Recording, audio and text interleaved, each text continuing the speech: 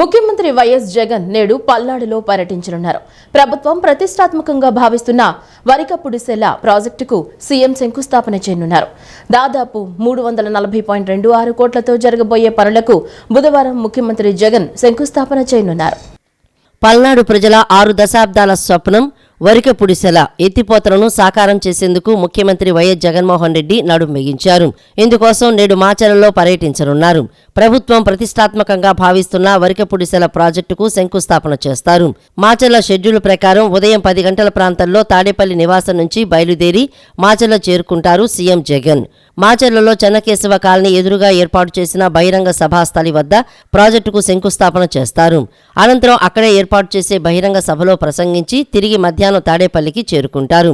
పులుల అభయారణ్యం టైగర్ ఫారెస్టులో వరికపుడిసెల ఎత్తిపోతల పైప్లైన్ పనులు చేపట్టేందుకు అనుమతి ఇవ్వాలంటూ సీఎం వైఎస్ జగన్ చేసిన విజ్ఞప్తికి కేంద్ర అటవీ పర్యావరణ శాఖ అంగీకరించింది. దీంతో వరికపుడిసెల ఎత్తిపోతల తొలి దశ పనులకు లైన్ క్లియర్ అయింది.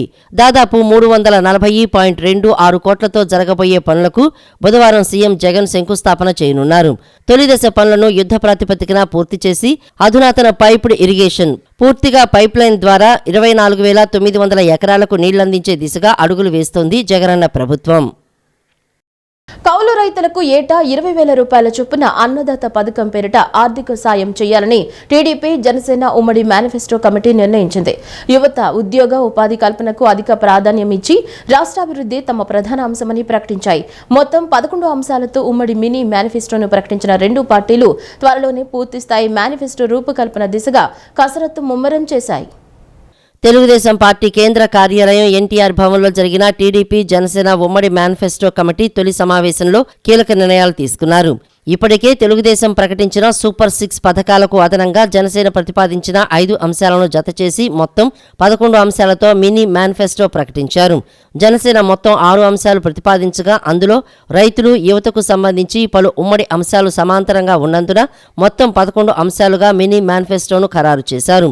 టీడీపీ ప్రకటించిన సూపర్ 6 అంశాల్లో తొలుత మహాశక్తి పేరిట ఆడబిడ్డలకు ప్రత్యేక నిధిని ప్రకటించారు. 18 ఏళ్లు నిండిన ప్రతి మహిళ ఖాతాలో నెలకు 1,500 ఇస్తామన్నారు. తల్లికి వందనం పేరుతో ప్రతి బిడ్డ చదువుకునేందుకు ఇంట్లో ఎంతమంది ఉన్నా ప్రతి ఒక్కరికి ఏటా 15,000 ఇస్తామని ప్రకటించారు. దీపం పథకం కింద ఏటా 3 సిలిండర్లు ఉచితంగా ఇవ్వనున్నట్లు ప్రకటించారు. మహిళలందరికీ జిల్లాల పరిధిలో ఉచిత బస్సు ప్రయాణం కల్పిస్తామని తెలిపారు. తెలుగుదేశం సూపర్ 6కు జనసేన ప్రతిపాదించిన 5 అంశాలను జతచేశారు.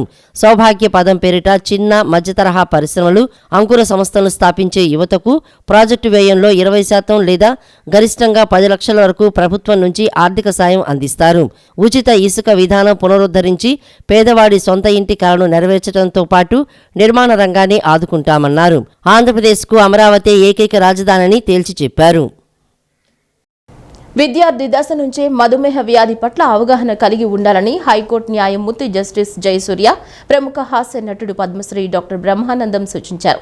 ఇందులో భాగంగా విజేఆర్ ట్రస్ట్ మధుమేహంపై అవగాహన పెంపొందించేలా విద్యార్థులకు వక్తృత్వ పోటీలు నిర్వహించడం అభినందనీయమన్నారు. మధుమేహం వచ్చిన తరువాత కన్నా రాకుండా ఎలాంటి జాగ్రత్తలు తీసుకోవాలో అవగాహన కలిగి ఉండాలన్నారు. విజయవాడ మొగల్రాజపురం సిద్ధార్థ ఆడిటోరియంలో VJR diabetes education and awareness charitable trust ఆధ్వర్యంలో ప్రపంచ మధుమేహ దినోత్సవం సందర్భంగా ఎంపవరింగ్ గ్లోబల్ హెల్త్ అనే అంశంపై అవగాహన కార్యక్రమం నిర్వహించారు. ఈ సందర్భంగా హైకోర్టు న్యాయమూర్తి జస్టిస్ జయసూర్య మాట్లాడుతూ మధుమేహంపై అవగాహన కల్పించేందుకు విజేఆర్ చారిటబుల్ ట్రస్ట్ ప్రతి సంవత్సరం పోటీలు నిర్వహించడం అభినందనీయమని అన్నారు. గత 10 సంవత్సరాలుగా ఈ కార్యక్రమం క్రమం తప్పకుండా నిర్వహిస్తున్నారని అభినందించారు. మధుమేహంపై విద్యార్థి దశ నుండి అవగాహన ఉండాలని సూచించారు. విద్యార్థులు తమ తల్లిదండ్రులకు సూచనలు ఇస్తారని అభిప్రాయపడ్డారు. మంచి ఆలోచనలతో విజేఆర్ ఇటువంటి కార్యక్రమాలు చేస్తోందని అన్నారు. ఎస్ఐ రైటింగ్ పోటీల ద్వారా విద్యార్థుల్లో షుగర్ వ్యాధి పట్ల మరింత అవగాహన పెరుగుతుందని, తల్లిదండ్రులు కూడా తమ పిల్లలను ఇలాంటి పోటీల్లో ప్రోత్సహించాలని సూచించారు.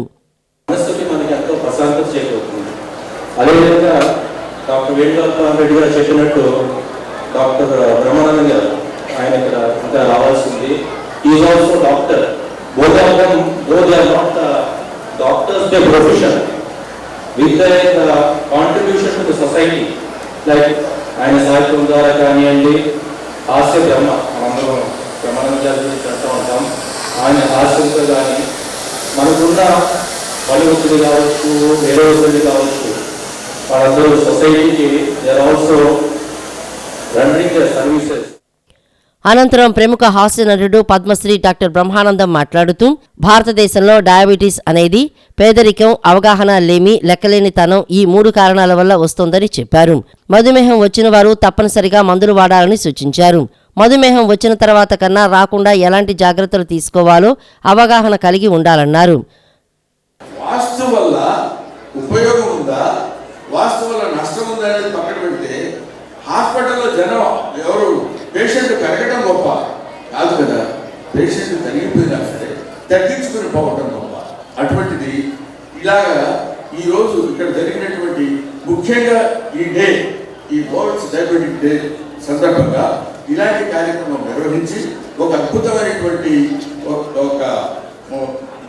ఒక సందర్భానికి నాంది పలికినటువంటి వ్యక్తి వేణుగోపాల్ రెడ్డి గారు.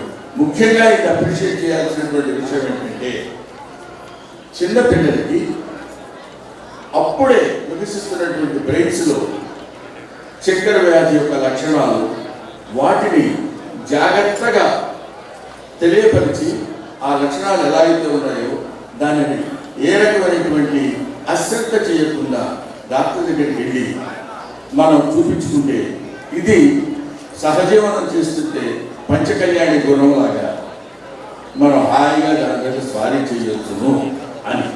ఇది న్యాయ సంబంధమైన విషయం కాబట్టి ఇంత అద్భుతమైనటువంటి కార్యక్రమాన్ని నిర్వహించిన వేణుగోపాల్ రెడ్డి గారిని నేను హృదయపూర్వకంగా అభినందిస్తూ, డయాబెటీస్ పెరుగుతుందనుకునే బదులు డయాబెటీస్ పెరగకుండా ఉండడానికి కావాల్సిన, డయాబెటీస్ అనే వ్యాధికి సంబంధించిన విషయాన్ని తెలుసుకోవడానికి కావాల్సిన చదువులు చెప్పించండి.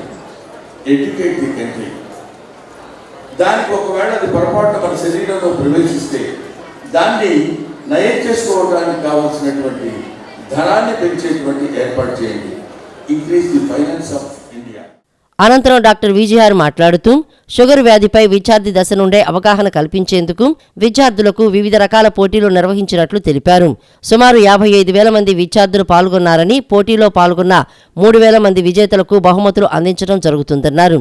గత 15 సంవత్సరాలుగా విజయహార్ డయాబెటీస్ హాస్పిటల్ ఆధ్వర్యంలో ఈ కార్యక్రమం నిర్వహిస్తున్నట్లు ఆయన పేర్కొన్నారు. మరి పాండమిక్ దశలో ఉన్నటువంటి ఈ జబ్బును ఇంకా ఫర్దర్గా పెరగకుండా ఆపడానికి అవకాశం ఉందని చెప్పి మరి వాళ్ళు ఇచ్చిన మన థీమ్ కూడా చూస్తే మరి diabetes education to protect tomorrow అని లాస్ట్ ఇయర్ ఇవ్వడం జరిగింది. ఈ సంవత్సరం యాక్సెస్ టు డయాబెటీస్ ఎడ్యుకేషన్ అని చెప్పి థీమ్గా ఇవ్వడం జరిగింది. మరి అలాగే ఈ సంవత్సరం స్లోగన్ చూస్తే know your risk and know your responsibility అని చెప్పి చెప్పడం జరిగింది.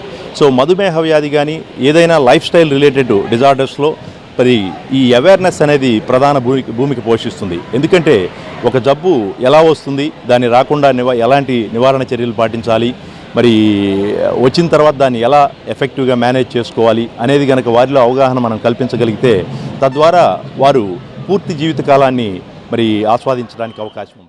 ఇంద్రకీలాద్రిపై కొలువైన దుర్గమ్మను తెలంగాణ రాష్ట్ర ప్రభుత్వ చీఫ్ సెక్రటరీ శాంతికుమారి దర్శించుకున్నారు. ఆలయ ఈవో కెఎస్ రామారావు ఆలయ మర్యాదలతో స్వాగతం పలికారు.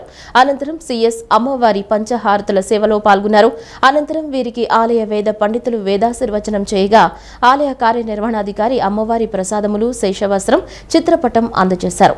అనంతరం కార్తీక మాసం సందర్భంగా దేవాలయం నందు ప్రదోషకాలంలో నిర్వహిస్తున్న ఊంజల్ సేవ, సహస్ర దీపాలంకరణ సేవలో పాల్గొని దీపములు వెలిగించారు.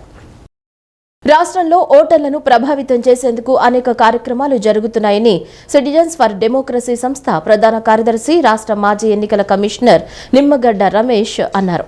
అంతేకాకుండా ఓటర్లను ప్రభావితం చేసేవారిని రాష్ట్రంలో లొంగదీసుకుంటున్నారని, విపక్ష నేతలను కేసులతో బెదిరిస్తున్నారని ఆరోపించారు.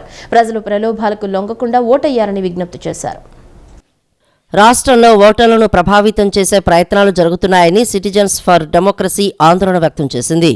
ఐపాక్, ర్యామ్ ఇన్ఫో వంటి సంస్థల సహాయంతో ఓటర్లను ప్రలోభాలకు గురిచేస్తున్నారని ఆరోపించింది. ఇలాంటి సంస్థలపై చర్యలు తీసుకోవాలని రాష్ట్ర మాజీ ఎన్నికల కమిషనర్ నిమ్మగడ్డ రమేష్ కుమార్ డిమాండ్ చేశారు. గుంటూరులోని జనచైతన్య వేదిక కార్యాలయంలో మీడియా సమావేశం నిర్వహించారు.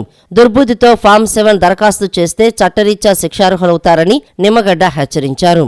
సామాజిక మాధ్యమాల ద్వారా ఓటర్లను ప్రభావితం చేసే ప్రయత్నం గతంలో జరిగిందని నిమ్మగడ్డ ఆరోపించారు. కేంబ్రిడ్జి అనలిటికా సంస్థ ఓటర్లను ప్రభావితం చేసే ప్రయత్నం చేసిందని అన్నారు. బ్రెగ్జిట్ సమయంలోనూ కేంబ్రిడ్జి అనలిటికా ప్రభావితం చేసిందని, తర్వాత కాలంలో కేంబ్రిడ్జి అనలిటికాను నిషేధించారని వివరించారు. ఓటర్లను ప్రభావితం చేసే వ్యక్తులు ఎవరు అనే డేటాబేస్ తయారు చేసుకుంటున్నారు. 50 మందిని ప్రభావితం చేసేవాళ్ళు ఎంతమంది, 100 మందిని ప్రభావితం చేసేవాళ్ళు ఎంతమంది, 1000 మందిని ప్రభావితం చేసేవాళ్ళు ఎవరు, ఇన్ఫ్లుయెన్సర్స్ అంటాం. ఈ ఇన్ఫ్లుయెన్సర్స్ జాబితాని వీళ్ళు సేకరించి ఈ ఇన్ఫ్లుయెన్సర్స్ మీద సామధాన భేద దండోపాయాలు ఉపయోగిస్తారు అని చెప్పేసి ఒక విమర్శ వస్తుంది. సమాధానం ఏంటంటే మంచిగా పిలిచి నువ్వు మా గనక అనుకూలంగా పనిచేస్తే నీకు మేలు జరుగుతుందని చెప్పడం సామం. దానం ఏంటంటే నువ్వు నీకు తృణమో పణమో నీకేది కావాలో మేము ఇస్తామంటాం, అది దానం. భేదం, నీ వ్యతిరేకి అటున్నాడు కాబట్టి నువ్వు మా వైపు ఉండాలి అంటాం భేదం. దండోపాయం ఏంటంటే పోలీస్ కేసులు పెట్టడం. ముఖ్యంగా ఇప్పుడు కనుక చూసినట్లయితే ఒక విషయం మాత్రం నేనైతే చెప్పదలుచుకున్నాను, విడ్డూరమైన విషయం. ఒకప్పుడు పోలీస్ వ్యవస్థ ఎఫ్ఐఆర్స్ నమోదు చేయడంలో వెనకాడే. ఆ సందర్భంలో పోలీసు ఉన్నతాధికారుల యంత్రాంగం కానీ పోలీస్ కమిషన్స్ కానీ ఏమన్నారంటే, ఒక వ్యక్తి చట్టబద్ధమైన కంప్లైంట్ కనుక ఇచ్చినట్లయితే దాన్ని నమోదు చేసుకోవాల్సిన బాధ్యత మీ మీద ఉంది, వారికి ఒక ఎఫ్ఐఆర్ ఇవ్వండి, ఎఫ్ఐఆర్ నంబర్ ఇవ్వండి అని చెప్పి అప్పట్లో ఆదేశాలు చేశాం. ఇప్పుడు ఉన్న పరిస్థితి ఏంటంటే, మీరు చూసినట్లయితే ప్రతి పోలీస్ స్టేషన్ కేంద్రంగా నమోదు చేసిన గతంలో ఎన్ని ఎఫ్ఐఆర్స్ ఉండేవి, ఇప్పుడు అసంఖ్యాకంగా ఎన్ని ఎఫ్ఐఆర్స్ నమోదవుతున్నాయి అనేది చాలా విడ్డూరకరంగా ఉన్నది. రేషన్ వాహనాలపై ప్రధాని మోడీ ఫోటో ఏర్పాటు చేయాలని యువమోర్చా అధ్యక్షులు మిట్ట వంశీ కృష్ణ డిమాండ్ చేశారు. డిసెంబర్ 2వ తేదీలోగా వైసీపీ ప్రభుత్వం మోడీ ఫోటోను ఏర్పాటు చేయాలని అల్టిమేటం జారీ చేశారు. లేని పక్షంలో డిసెంబర్ 3 నుంచి రాష్ట్ర వ్యాప్తంగా తామే ఫోటో ఏర్పాటు చేస్తామని హెచ్చరించారు. బీజేపీ యువమోర్చా ఆధ్వర్యంలో బస్టాండ్ సమీపంలో గల నక్షత్ర కన్వెన్షన్ నందు యువమోర్చా పదాధికారుల సమావేశం జరిగింది. సమావేశం అనంతరం ఏర్పాటు చేసిన విలేకరుల సమావేశంలో యువమోర్చా అధ్యక్షులు మిట్టా వంశీకృష్ణ మాట్లాడుతూ, కేంద్రం నిధులతో ఆహార ధాన్యాలను పంపిణీ చేస్తున్న 9260 వాహనాలపై ప్రధాని మోడీ ఫోటోను ఏర్పాటు చేయాలని డిమాండ్ చేశారు. డిసెంబర్ 2వ తేదీలోగా వైసీపీ ప్రభుత్వం మోడీ ఫోటోను ఏర్పాటు చేయాలని అల్టిమేటం జారీ చేశారు. లేని పక్షంలో డిసెంబర్ 3వ తేదీ నుండి రాష్ట్ర వ్యాప్తంగా తామే ఫోటో ఏర్పాటు చేస్తామని హెచ్చరించారు. ఏడాదికి సుమారు 6000 కోట్లతో మోడీ సర్కార్ రేషన్ ద్వారా ఆహార ధాన్యాలు అందిస్తోందని చెప్పారు. రేషన్ వాహనాలకు సబ్సిడీ కూడా 60% కేంద్రమే ఇస్తోందని వెల్లడించారు. కేంద్రం అందించే సాయంతో రేషన్ పంపిణీ చేస్తూ మోడీ ఫోటో లేకుండా ఇవ్వడాన్ని ఖండిస్తున్నామని వెల్లడించారు. ఆ ఎయిమ్స్లో అక్కడ ఉన్న పేషెంట్స్ కోరిక మేరకు నరేంద్ర మోడీ గారి చిత్రపటాన్ని అక్కడ ఏర్పాటు చేశాం.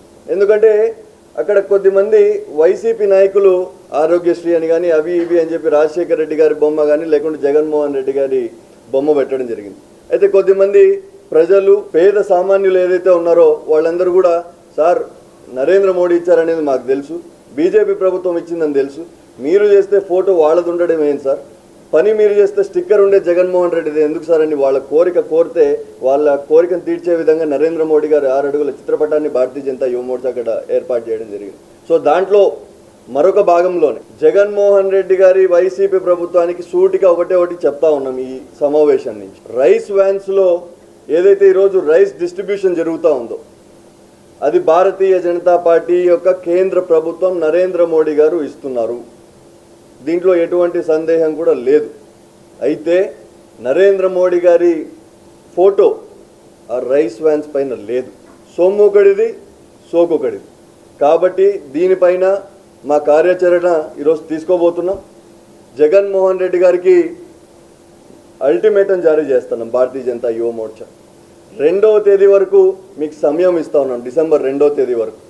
అంతలోపల మీరు మీ తప్పును తెలుసుకొని ఏదైతే నరేంద్ర మోడీ గారు ఇస్తున్న రైస్ డిస్ట్రిబ్యూట్ చేస్తున్న వ్యాన్స్ పైన నరేంద్ర మోడీ గారి స్టిక్కర్ని తప్పనిసరిగా మీరు యాడ్ చేయాలి. రాష్ట్రంలో దళితులంతా వి హెట్ జగన్ అని ముక్తకంఠంతో నినదిస్తున్నారని తెలుగుదేశం పొలిట్ బ్యూరో సభ్యులు వల్లరామయ్య ధ్వజమెత్తారు. సామాజిక బస్సు యాత్రలు తరిమి కొడతారని దళిత పల్లెల్లోకి వెళ్లే ధైర్యం వైసీపీ నాయకులు చెయ్యట్లేదని ఎద్దేవా చేశారు. నంద్యాలలో దళిత న్యాయవాది విజయ్ కుమార్ పై వైసీపీ నేతల దాష్టికం దుర్మార్గమని ఆగ్రహం వ్యక్తం చేశారు. రాష్ట్రంలో దళితులంతా వీ హేట్ జగన్ అని ముక్తకంఠంతో నినదిస్తున్నారని తెలుగుదేశం పొలిట్ బ్యూరో సభ్యులు వర్ల రామయ్య పేర్కొన్నారు. జగన్ సీఎం అయిన రోజు నుంచి దళితులపై వరుసగా 6,000కు పైగా దాడులు జరిగాయని పేర్కొన్నారు. వివిధ సందర్భాల్లో జరిగిన దాడుల్లో మొత్తం 28 మంది చనిపోయారని వర్ల రామయ్య ఆరోపించారు. సామాజిక బస్సు యాత్రలో తరిమి కొడతారని దళిత పల్లెల్లోకి వెళ్లే ధైర్యం వైసీపీ నాయకులు చేయట్లేదని వర్ల ఎద్దేవా చేశారు. నంద్యాలలో దళిత న్యాయవాది విజయ్ కుమార్పై వైసీపీ నేతల దాష్టికం దుర్మార్గమని ఆగ్రహం వ్యక్తం చేశారు. బాధితుడిపైనే ఎదురు కేసు పెట్టడం నీచమని వర్ల రామయ్య విమర్శించారు. జగన్ ప్రభుత్వం ముందు దళిత నేతలు ఆత్మగౌరవాన్ని తాకట్టు పెట్టారని వర్ల రామయ్య మండిపడ్డారు. దళిత వర్గాలను హింసించిన వారిపై ఈ 4.5 సంవత్సరాల్లో ఒక్కరిపై కేసు పెట్టలేదని పేర్కొన్నారు. వైసీపీ దళితులను వివిధ కార్పొరేషన్ల పేరుతో మోసం చేసిందని అన్నారు. ఎన్ని కార్పొరేషన్లు పెట్టినా ఒక్కరికైనా ప్రయోజనం చేకూరిందా అని ప్రశ్నించారు. ఒక దళిత పల్లెలో మీటింగ్ పెట్టమనండి జగన్మోహన్ రెడ్డి గారిని. అయ్యా, ఈ 4.5 సంవత్సరాల్లో లేకపోతే 5 సంవత్సరాల్లో నా పరిపాలన కాలంలో మీకెన్ని సంక్షేమ పథకాలు అందించానో మీ పల్లెకే వచ్చి చెబుతాను అని జగన్మోహన్ రెడ్డి గారిని పల్లెలోకి వెళ్ళమనండి. దళితులకి చంద్రబాబు నాయుడు గారు ముఖ్యమంత్రిగా ఉండగా ఎన్ని వేల ఎకరాల భూములు ఇచ్చారు. నన్ను అడగొద్దు, మీ చూపుడిని అడగండి. చూపుడు రావా, చంద్రబాబు గారు ముఖ్యమంత్రి నువ్వేనట్టు కదా 2 సార్లు ఎస్సీ కార్పొరేషన్ చైర్మన్ చేసావు, ఇలా భలే ఛాన్స్ కొట్టావా, 2 సార్లు ఎట్లా కొట్టావు, ఏం మాయ చేసావు పాపం ఆ పెద్ద మనిషిని, 2 సార్లు కొట్టేశావు. ఎన్ని వేల ఎకరాలు ఇచ్చారా అంటే చాలా ఇచ్చారు సార్, ఇన్ని వేల ఎకరాలు. మరి మనమే ఇచ్చా సార్, 0 సార్. జూపూడి స్టేట్మెంట్ ఇది, నా స్టేట్మెంట్ కాదు. తెలుగుదేశం పార్టీ అమలు చేసిన 27 సంక్షేమ పథకాలని దుర్మార్గంగా తొలగించిన మీరు దళిత ద్రోహిగా, దళిత వ్యతిరేకగా, దళిత విద్వేషిగా మిగిలిపోతారని చెప్పి తెలియజేస్తూ విజయ్ కుమార్ దళిత న్యాయవాది నంద్యాలలో కొట్టుకుంటూ తీసుకెళ్లి పోలీస్ స్టేషన్ తీసుకెళ్తే అతని మీదే కేసు పెట్టిన ఆ పోలీసుల మీద చర్యలు తీసుకోవాలి, కొట్టిన వాళ్ళ మీద కూడా చర్యలు తీసుకోవాలి. పోలీసులు ఇటువంటి దుశ్చర్యలకు పాల్పడకుండా తగిన సూచనలు చేయాలని చెప్పి కూడా డిమాండ్ చేస్తున్నాం. తెలుగుదేశం జనసేన ఉమ్మడి మేనిఫెస్టో ఒక బోగస్ అని ఎమ్మెల్యే మల్లాది విష్ణు విమర్శించారు. ధైర్యం ఉంటే 2014 మేనిఫెస్టోతో ప్రజల్లోకి వెళ్లి ఎన్ని హామీలు నెరవేర్చారో వివరించాలని యనమలకు సవాల్ విసిరారు. టీడీపీ జనసేన ప్రకటించిన చాలా పథకాలు ప్రస్తుతం ఏపీలో అమలవుతున్నవే అని, మరికొన్ని పక్క రాష్ట్రాల నుంచి కాపీ కొట్టారని ఎద్దేవా చేశారు. తెలుగుదేశం ఎన్ని బూటకపు హామీలు గుప్పించినా గడప గడపలో సీఎం జగన్ సంక్షేమ ముద్రను చెరపలేరని ధీమా వ్యక్తం చేశారు. ఉమ్మడి మేనిఫెస్టో సమావేశం పెట్టారు. ఈ ఉమ్మడి మేనిఫెస్టోలో సమావేశంలో ఉన్నటువంటి ఎజెండా ఏంటంటే, వైఎస్ఆర్ కాంగ్రెస్ పార్టీ మేనిఫెస్టో చూసి కాపీ కొట్టడం అన్నమాట. ఇద్దరు కూడా కాపీ కొట్టి పేర్లు మార్చి దీనికన్నా ఎక్కువ ఇస్తాం, దానికన్నా ఎక్కువ ఇస్తాం, మాకు ఓటు వేయండి. నేను యనమల రామకృష్ణుడిని ఒకటే అడుగుతా ఉన్నాను. 2019లో మేము గెలవక ముందు మీరు పరిపాలించారు ఆంధ్రప్రదేశ్లో. 14 నుంచి 19 వరకు మీరు పరిపాలించారు.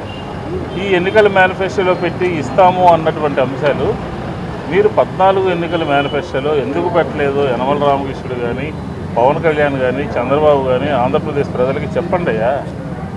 మేము అధికారంలో రాకముందే మేము ఎన్నికల మేనిఫెస్టో పెట్టాం, కానీ మీరు అధికారంలో ఉండి కూడా అమలు చేయలేనటువంటి దుస్థితిలో ఉన్నారు ఆ రోజు. ఈరోజు మళ్ళీ కాపీ కొట్టి మళ్ళీ ఇవే కార్యక్రమాలు మేము చేస్తామని అంటే, మేము ఆల్రెడీ 5 సంవత్సరాల్లో సంపూర్ణంగా 2.5 కోట్ల రూపాయలు డీబీటీ ద్వారా సంపూర్ణంగా ప్రజలకి అందజేశాం. మీకు ఓటు వేస్తే అందిస్తారు, కానీ మేము ఓటు వేయకముందే ప్రజలకి అందించాం. ప్రజలకి హామీ ఇచ్చి వచ్చిన తర్వాత అమలు చేసాం.